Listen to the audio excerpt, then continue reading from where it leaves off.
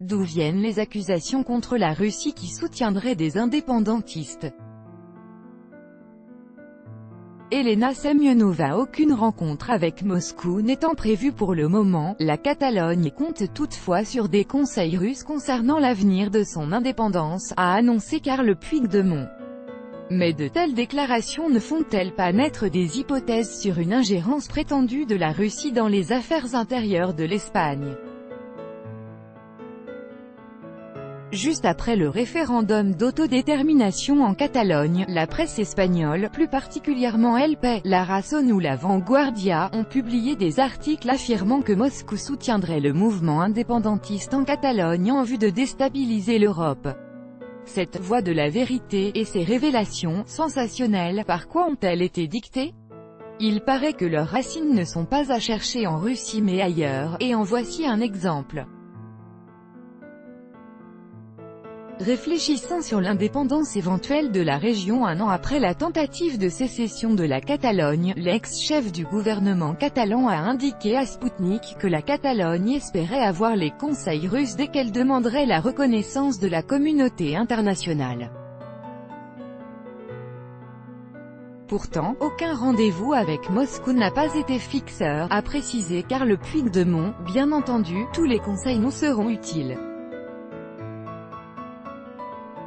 Dès que la Catalogne demandera à être reconnue par la communauté internationale, l'opinion de la Russie sera très importante dans le monde où elle joue un rôle important. Parce que nous sommes européens, et pour nous, l'opinion de la Russie est très importante. Et non seulement pour nous, les Catalans, mais pour toute l'Europe, a-t-il déclaré. Selon Carles Puigdemont, il ne souhaite pas encore rencontrer des représentants des autorités russes, mais il ne l'exclut pas dans l'avenir. Rappelons qu'avant le référendum en Catalogne, le quotidien espagnol El País a publié 2 articles accusant des médias russes, et notamment Sputnik, RIA Novosti et la chaîne de télévision RT, de couvrir les événements en Catalogne de manière partiale et de diffuser des fausses informations. Réagissant à ces publications, l'ambassadeur espagnol en Russie, Ignacio Ibáñez, a déclaré que rien n'attestait l'hypothèse sur l'implication de Moscou dans le fonctionnement des sites internet consacrés au référendum d'indépendance catalan. L'ambassadeur de Russie en Espagne Yuri Korchagin a pour sa part qualifié de « complet fouillis » les tentatives d'accuser les médias russes de couverture partiale de la situation en Catalogne, ainsi que de retrouver la « main du Kremlin » derrière la lutte catalane pour l'indépendance. Ce fouillis est trop désagréable pour que la main de Moscou y touche, a-t-il noté. Pour mettre les points sur les i, juste après les événements en Catalogne, Vladimir Poutine s'est dit inquiet pour l'Espagne en exprimant son espoir que la crise serait surmontée. Le président russe a néanmoins précisé que c'était une affaire interne du gouvernement espagnol. Pourtant, ceci s'est révélé insuffisant et les allégations se sont poursuivies. Dans une interview accordée au journal Latvija Savīze, le ministre letton des Affaires étrangères a déclaré que « le référendum sur l'indépendance catalane était comme un bonbon tombé au sol pour la Russie, qui s'en servait pour semer la discorde au sein de l'UE ». Or, Moscou n'a pas tardé à réagir. La porte-parole du ministère russe des Affaires étrangères, Maria Zakharova, a qualifié des « agrégateurs de fake news » le chef de la diplomatie lettonne Edgar Rinkēvič. Un bonbon tombé au sol, mon Dieu, où déniche-t-il des hommes politiques aussi géniaux, où élève-t-il ces oiseaux de haut vol, a publié sur Facebook Madame Zakharova. Par la suite, en novembre 2017, l'agence Bloomberg a relayé une interview avec Mira Milosevic de l'Institut de recherche Elcano, en partie financé par le budget espagnol. L'interlocutrice de l'agence a notamment fait état d'une « campagne de désinformation » sur les réseaux sociaux organisée pendant le référendum catalan et soutenue selon elle par la télévision publique russe. En réaction, M. Assange a accusé l'agence d'avoir repris sans les avoir vérifié les rapports provenant une entité quasi-publique espagnole.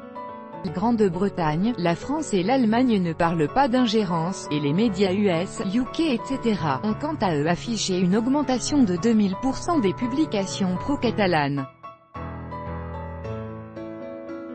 Tout est bien évident, a-t-il écrit sur son compte Twitter. En même temps, 3 ministres espagnols ont évoqué une « piste russe » dans la crise en Catalogne. Ils ont notamment affirmé qu'un grand nombre de messages favorables aux partisans de l'indépendance catalane avaient été publiés par des membres de réseaux sociaux résidant en Russie. Le ministre des Affaires étrangères Alfonso Dastis a accusé des hackers russes de déstabiliser la situation en Espagne et dans l'Union européenne. Son homologue russe, Sergueï Lavrov, a semblé vouloir mettre un terme à toutes ces allégations, qui, il convient de le noter, n'ont pas été confirmées par des faits fiables. D'après le ministre russe des Affaires étrangères, les accusations d'ingérence dans la crise catalane avancées par Madrid contre Moscou visaient à détourner l'attention des problèmes internes de l'Espagne. Cela s'explique aussi par le fait que dans les capitales d'où proviennent ces accusations, que ce soit Madrid ou Londres, il y a de très nombreux problèmes intérieurs non résolus, a déclaré M. Lavrov lors d'une conférence de presse à Moscou. Selon Sergueï Lavrov, cette hystérie sensationnelle est organisée pour détourner l'attention de leurs électeurs de l'incapacité à résoudre ces problèmes internes. Sur fond de ces allégations sur la prétendue ingérence russe dans la situation en Catalogne, la porte-parole du ministère russe des Affaires étrangères a demandé à Madrid de présenter des preuves avant de lancer des déclarations pareilles qui n'embellissent pas la diplomatie espagnole. Comme on peut se l'imaginer, en vain, ce qui n'a toutefois pas mis fin aux accusations. Il importe de souligner qu'alors que la Russie est accusée de soutenir des indépendantistes, le média Radio Svoboda, financé depuis l'étranger, a ouvert une rédaction tchétchène. Ne serait-ce donc pas une tentative d'influer sur l'opinion publique? En outre, il convient de rappeler qu'il existe déjà des rédactions tataro-caucasiennes ou encore tataro-criméennes. Un référendum d'autodétermination s'est déroulé en Catalogne le 1er octobre 2017 avec un taux de participation de 42%. 90% des votants se sont prononcés en faveur de l'indépendance. Le gouvernement et le tribunal constitutionnel d'Espagne ont jugé le référendum illégal. Le Parlement catalan a proclamé l'indépendance de la région le 27 octobre 2017. Un jour plus tard, le gouvernement espagnol a mis la région sous tutelle, dissolvant le Parlement et démettant le gouvernement régional, dont certains membres ont fui en Belgique. Ceux qui sont restés ont ensuite été arrêtés. Plusieurs organisateurs du référendum ont été accusés de séparatisme, dont l'ancien président de la Généralité de Catalogne, Carles Puigdemont, qui a quitté l'Espagne.